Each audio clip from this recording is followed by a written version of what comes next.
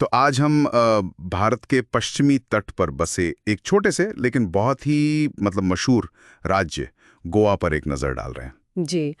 हमारे पास जो जानकारी है वो गोवा के आकर्षणों को दिखाती है, लगभग एक ट्रैवल गाइड जैसी। हाँ हाँ। तो चलिए इसी के जरिए गोवा की खासियत को समझते हैं। इसके बीच इसकी जो खास संस्कृति है, खाना और हाँ, घूमने का सबसे सही टाइम कौन सा है। बिल्कुल। है तो ये भारत का सबसे छोटा राज्य एरिया के हिसाब से। उत्तर में महाराष्ट्र, पूर्व दक्षिण में कर्नाटक और पश्चिम में अरब सागर। हाँ, और इसका छोटा होना इसके महत्व को कम नहीं करता, बल्कि दिलचस्प बात यह है कि गोवा पर देखिए करीब 450 साल पुर्तगाली शासन रहा। 450 साल? काफी लंबा समय। जी हाँ। और इसका असर सिर्फ पुरानी इमारतों या चर्चों पर ही नहीं है, वो तो दिखता ही है, लेकिन वहाँ के कानूनों पर, समाज पर, रहन सहन पर भी है, जो इसे आज भी भारत के बाकी हिस्सों से थोड़ा अलग सा महसूस कराता है। ये वाकई एक अहम पॉइंट है। चलिए गोवा के सबसे फेमस आकर्षण से शुरू करते हैं, बीच। सुना है नॉर्थ और साउथ गोवा के बीच काफी फर्क है। हाँ बिल्कुल है। जैसे उत्तरी गोवा है, वहाँ बागा और कलंगुट जैसे बीच हैं। हाँ। वो अपनी नाइट लाइफ, वाटर स्पोर्ट्स, थोड़ी चहल पहल के लिए ज्यादा जाने जाते हैं। अच्छा। और वहीं अंजुना, वागाटो जैसे बीच भी हैं, जो अपने फ्ली मार्केट्स, थोड़ी कह सकते हैं बोहेमियन वाइब और सनसेट व्यूज के लिए मशहूर है। ये पहले हिप्पियों में काफी पॉपुलर हुए थे। ओके, तो पार्टी और थोड़ी मस्ती के लिए नॉर्थ गोवा। हाँ, कह सकते हैं। और दूसरी तरफ है दक्षिणी गोवा, जैसे पालोलेम और अगोंडा। वो इलाके ज्यादा शांत हैं, सुकून भरे। अच्छा। वहाँ के बीच उन लोगों को ज्यादा पसंद आते हैं जिन्हें बस आराम करना है, प्रकृति का मजा लेना है। तो हर तरह के मूड के लिए जगह है। लेकिन क्या गोवा सिर्फ बीच के बारे में ही है, या जानकारी कुछ और भी बताती है? नहीं नहीं, गोवा सिर्फ बीच डेस्टिनेशन नहीं है, बिल्कुल नहीं।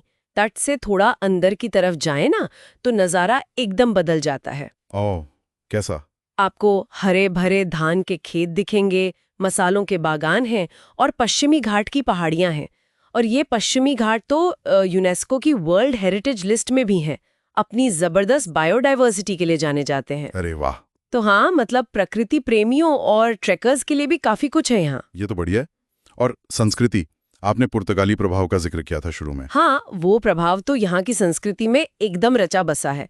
आप ओल्ड गोवा वेल्हा गोवा जाएंगे तो बेसिलिका ऑफ बॉम जीसस जैसे शानदार चर्च दिखेंगे। वो तो यूनेस्को वर्ल्ड हेरिटेज साइट भी है। हाँ हाँ, देखा है, बहुत भव्य है। और पूरे राज्य में जगह जगह रंगीन पुर्तगाली स्टाइल के घर दिख जाते हैं।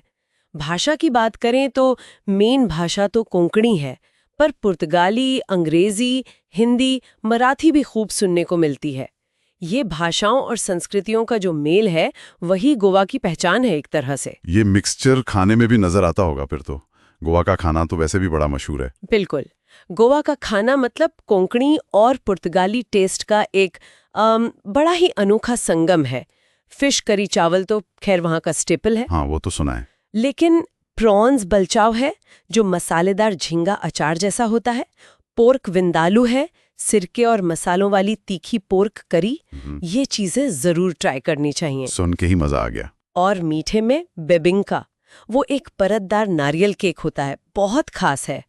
और हाँ, लोकल ड्रिंक फेनी भी है, काजू या नारियल से बनती है। अच्छा, फेनी, ओके। अच्छा, अगर कोई गोवा जाने का प्लान बना रहा हो तो कौन सा टाइम बेस्ट रहेगा? देखिए, आमतौर पर तो नवंबर से फरवरी का टाइम सबसे अच्छा मानते हैं। मौसम बहुत बढ़िया रहता है, न ज्यादा गर्मी न बारिश, सुहावना सा। हाँ, पीक सीजन होता है शायद। जी, पीक टूरिस्ट सीजन भी यही है। क्रिसमस, न्यू ईयर सब इसी टाइम आते हैं। लेकिन अगर किसी को भीड़ भाड़ पसंद नहीं, शांत माहौल चाहिए, हरी भरी प्रकृति देखनी है, तो मॉनसून भी एक ऑप्शन हो सकता है। जून से सितंबर। मॉनसून में? बारिश में? हाँ, उस समय हरियाली एकदम अपने पीक पर होती है, झरने वगैरह पूरे फ्लो में होते हैं। एक अलग ही मजा है। लेकिन हाँ, कुछ एक्टिविटीज शायद बंद हो। ये भी सही है।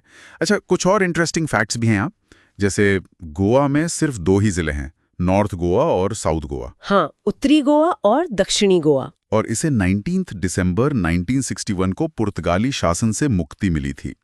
और ये शायद कई लोगों को ना पता हो कि भारत में पर कैपिटा इनकम के मामले में गोवा टॉप पर है। जी हाँ, ये एक महत्वपूर्ण तथ्य है। और आजकल देखें तो ये इको टूरिज्म, वेलनेस रिट्रीट और डिजिटल नोमैड्स के लिए भी एक हॉटस्पॉट बन रहा है। हाँ। मतलब वो लोग जो कहीं से भी काम कर सकते हैं। हाँ हाँ, वर्क फ्रॉम गोवा वाला ट्रेंड। बिल्कुल। तो कुल मिलाकर देखें, गोवा सिर्फ एक हॉलिडे डेस्टिनेशन भर नहीं है। ये इतिहास, संस्कृति, प्रकृति और मॉडर्निटी का एक बहुत ही दिलचस्प मिक्सचर है। बिल्कुल। यहाँ सुनहरे बीच भी हैं, ऐतिहासिक चर्च भी, टेस्टी खाना भी और एक उभरता हुआ इकोनॉमिक मॉडल भी। हाँ, वाकई में बहुत विविधता है इस छोटे से राज्य में।